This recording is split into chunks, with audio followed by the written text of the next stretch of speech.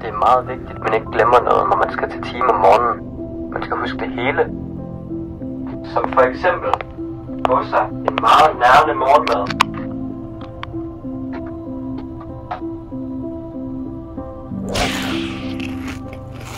Det er også vigtigt, at man klæder sig godt på.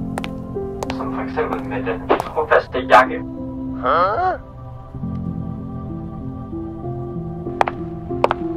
Og man kan ikke glemme min bæltetaske.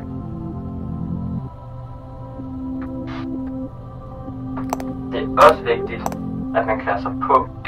Godt tøj på i den her kulde udenfor. Man skal ned i frys.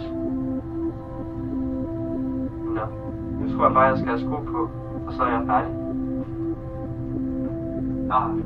Fuck. Nu glemte jeg noget.